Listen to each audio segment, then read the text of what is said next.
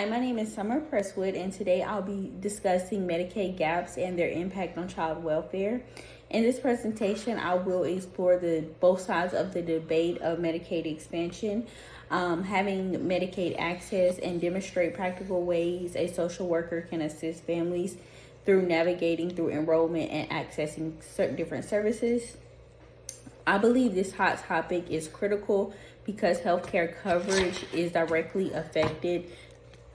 It directly affects the well-being of vulnerable children and families, and is specifically hot right now due to what is going on in the government, with talks of cutting Medicaid expansion, as well as other cuts to healthcare subsidies.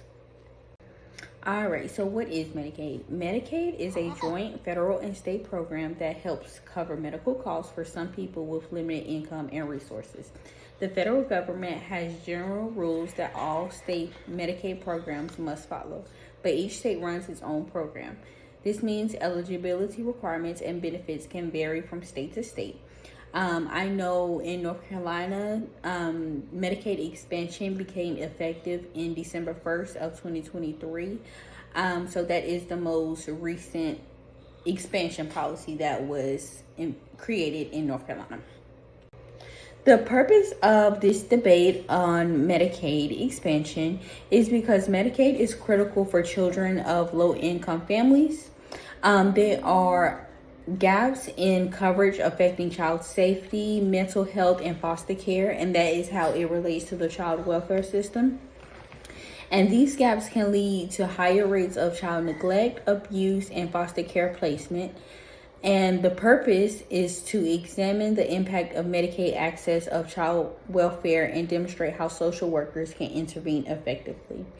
As of now, Medicaid children without consistent access to care are more likely to experience untreated physical and mental health conditions, which can lead to the increased risk of neglect or foster care placement.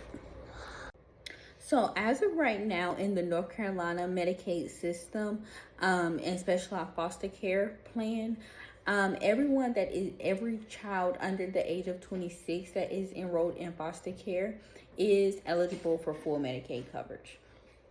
The data shows approximately 31,000 children in North Carolina are in foster care, and adoption assistance or other former foster youth under the age of 26. These children have significantly higher physical and behavioral health needs, and this plan, the specialized foster care plan, ensures continuity of care even when the placement changes.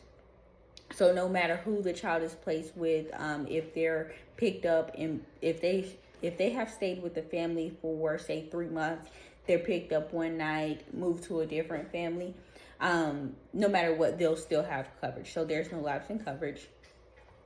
And children in foster care receiving adoption assistance and former foster youth up to age, again, 26 can enroll in this program.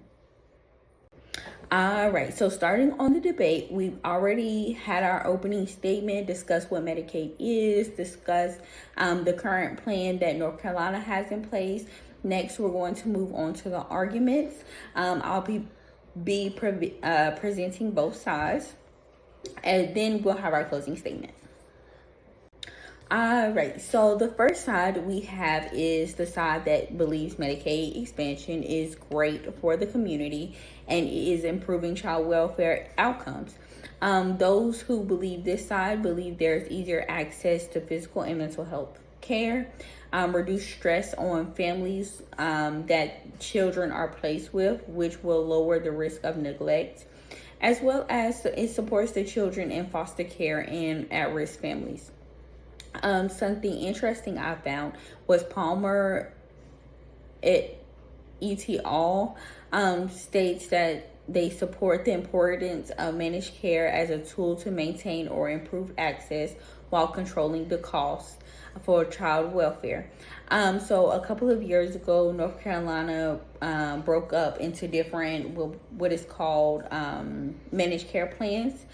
And this is what is saying that it is controlling the cost by having these different plans. And the reduced utilization could reflect more efficient care rather than denial of the needed services.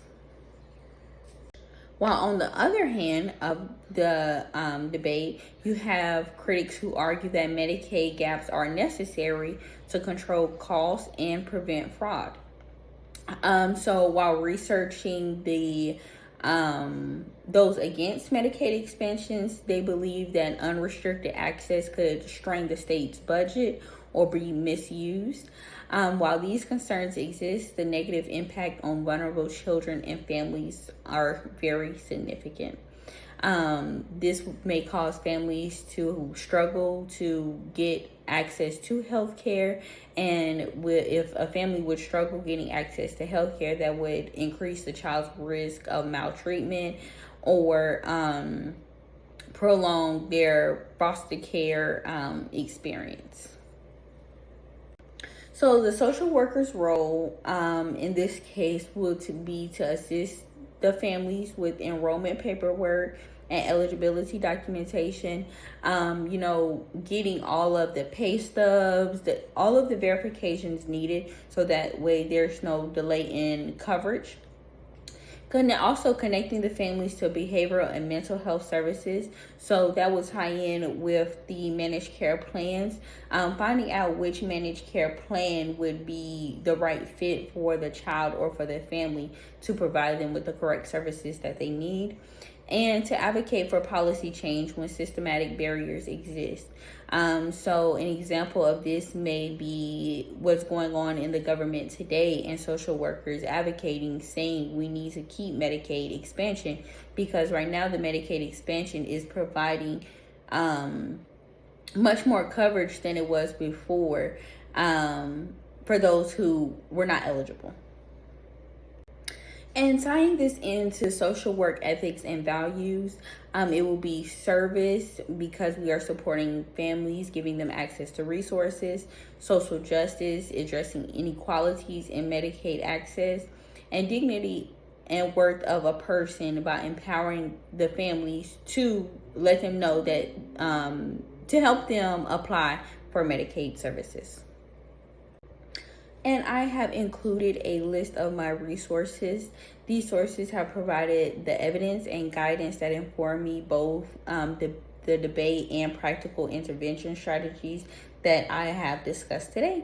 Thank you and have a great day.